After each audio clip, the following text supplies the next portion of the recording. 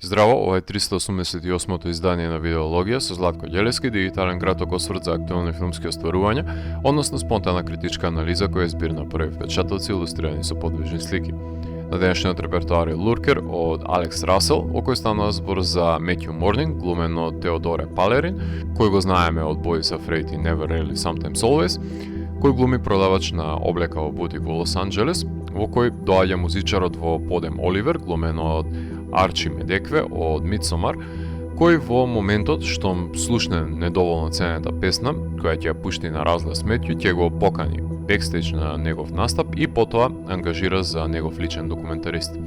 Без разлика што не е прифатен од свитата, се обидува да биде дел од неа, додека неговиот пријател Џејми не стане стилист на Оливер и љубоморниот Оливер се обиде на секој можен подмолен начин да се ослободи од него на патувањето во Лондон. Свитата ќе му го одземе пристапот на Метју до Оливер и тогаш ќе го видиме неговото одмаздолюбие во полнота. Можеби е прекумерна листата на филмови со темначи кои се обседнуваат со своите идолизирани славни личности што се направиле само за да останат во нивниот делокруг, започнувајќи уште од All About Eve и Амадеус, продолжувајќи до филмови во кои не постои екстрема до која нема да бидат доведени обседнатите во Misery, One Hour Photo, The Crush, The Cable Guy, They're Fun, Perfect Blue, Fear, Entourage, Cam, Antiviral, па дури неодамнешно рецензираниот Highest to Lowest содржи лик кој е бескрупулозен и подготвен на секоја инстанца, само да може да биде што е можно поблиску до објектот на неговата обсесија,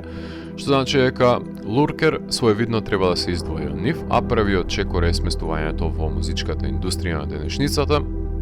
и инфилтрирањето во свитата на славната личност,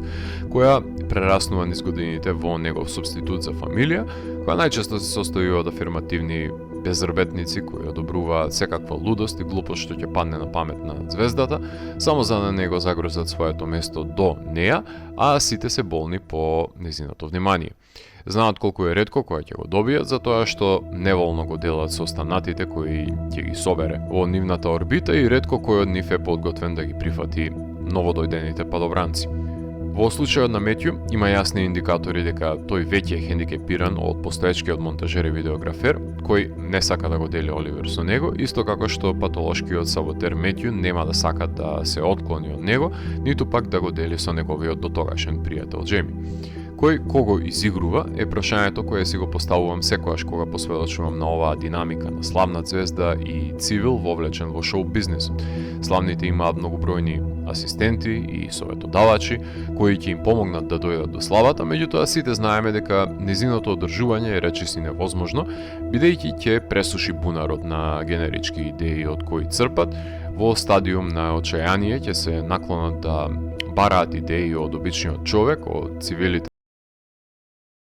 ги третираат дека се бесплатни, односно ги отплаќаат со привилегијата да се биде во нивна близина. Арно ама, секогаш има тука арно ама, затоа што овие ликови немаат никакви обврски да играат според правилата на шоу бизнисот, се непознати и таа пристапност често ја злоупотребуваат, исто како што се потценети и злоупотребени нивните потенцијали за оваа експлоататорска соработка. Така што мислам дека е паразитска природата во која се искористуваат двете страни, што овој филм на елоквентен начин го елаборираше тој дисбалансиран сооднос, без да ја занемари поучноста на неповолностите кои може да произлезат од оваа аморална поставеност. Факт е дека своеволието на Оливер, кој не добива отпор од околината, создава недоветност и ентропија, со кој најтрезвениот лик, неговата помошничка, ќе мора да се справува со секаква новонастаната ситуација и незините последици, особено тие кои се катастрофални по кариерата на Оливер. Штом се направи спрега помеѓу бината и публиката, односно се преминат исцртаните граници и образува нов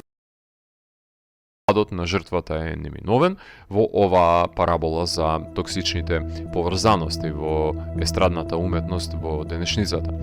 Имаме и краток поглед во самотниот живот на Метју, кој очајно сака да припаѓа некаде, да биде сватен сериозно и да стане некаков човек од него, да се искачи едно скалило повеќе од тоа на кое се наоѓа, барем на професионалната хиерархија, кој дискутабилно е дали е задоволен од животот со бабата во незиниот дом. Прашање е и колку осаменоста е составен дел од животот и на славниот Оливер, само што во друг облик ја добива од неговиот солипсизам и самобендисаност, со оглед на тоа што тој се храни од идолатријата од лајкови од социјалните мрежи,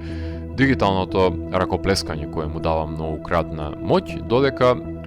утре некој друг не стане визибилен и ги добие своите 5 минути на инстант славата. Во епилогот секогаш ќе има луѓе кои ќе се гледаат на успешните и популарните звезди, така што овој круг на пропаста во кој дури обседнатиот ќе добие свој обседнувачи кои сакаат да украдат парче од славата и застанат малку подолго под рефлекторот кој ги плени како молци, нема крај, затоа што опојна, заводлива и достижна е славата. Сценариото во декември 2020 година беше составен дел од ризницата The Blacklist, која е поим за најбараните непродуцирани сценарија, каде секојаш се криело оскаровско богатство, како, например, The King's Speech, Slumdog Millionaire, Spotlight, The Revenant, Promising Young Women, или пак во последните неколку години од таму произлезени се Challengers, May December, Air, Borderline, The Menu, Don't Worry Darling, They Cloned Tyrone и многу други бездомни сценарија кои се откупени за да го најдат своето продукциско почивалиште, односно бидат погледнати и откриени од вистинските очи во вистинскиот миг. Теодоре Палерин наликува на поимот на гик кој се инволвира во животот на музичарот, така што со самото негово присуство во баграта, во која не припаѓа доволно, е да се создаде еден набој на кој ќе капитализира, кога ќе ги истакне неговите не толку зацкриени цели. Искуството на монтажерот Дейвид Кашеваров, кое го има на хорор филмовите како X, Significant Other, ТВ серијата Dem, своевидно е од корист за овој филм затоа што знае да ја иницира тензијата од постоечката закана по кариерата на артистот и внесе трилер елементите кои постепено морфираат во една искривена реалност за која до крајот на филмот не сме свесни кој ги има сите конци во своите раце. Кинематографер на филмот е Пет Скола,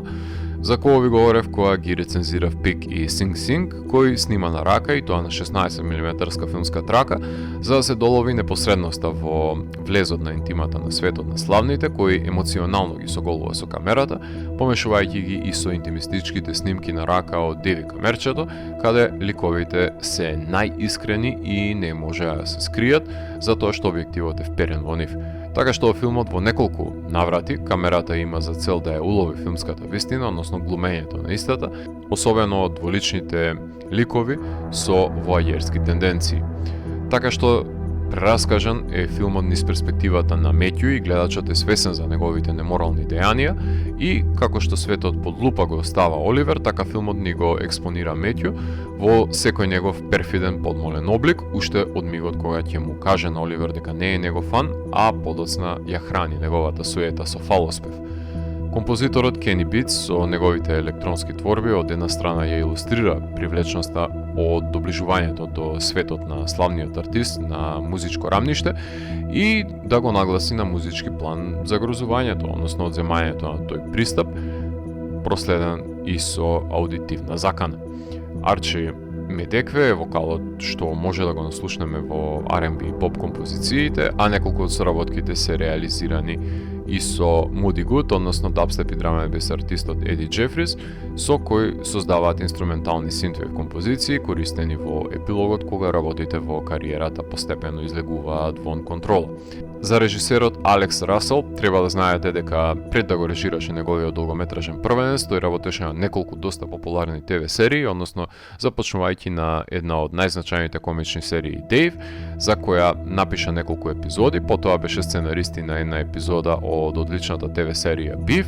а подписник е и на сценариото во кое Ричи го праќа на усовршување во елитен ресторан и епизодата во која Карми се обидува да се извини од ТВ серијата The Bear, така што во изминатите неколку години има значајно искуство на малиот екран и за жал или за среќа тие негови естетски прерогативи ги понесува со себе и во филмската уметност.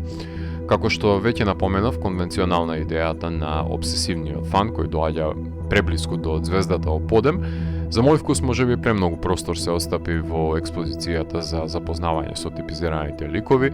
пред да се смени брзината на действието и мислам дека секогаш може да се оди еден чекор напред во радикализацијата, како што беше пресметката насреде пустината или некое друго отстранување на конкуренцијата под рефлекторот. Филмот имаше својата премиера на Sundance и непосредно потоа беше прикажан на Берлинале, за оттаму да се прикаже и во Сиднеј, на Фантежа, на Мелбурн, во Сан Себастијан, на BFI и до крајот на годината ќе игра и во Стокхолм. Муби ги откупија правата за дистрибуција во САД, а Focus Features надвор од Америка. Психолошка драма за подмолниот влез на обсесивниот фан со непосредноста на потесниот кружок на идолизираната звезда, кој станува зависен од неговото влијание и љубоморен на секој со кого треба да го дели. Со секоја слава доаѓаат и одговорности, кои сите пропаднати звезди предлацно ги воочуваат. Под будното око на денешницата, кариерата им е со постојана мета. Ако морам да го евалуирам, тогаш Луркер од мене има 4 од 5. Доколку ви се допадна 388-то издание на дигиталната архива Видеологија, лајкувајте го видеото, споделете го и следете го каналот. Последете и по останатите рецензии на виртуелната полица. Ви благодарам за вниманието. Поздрав!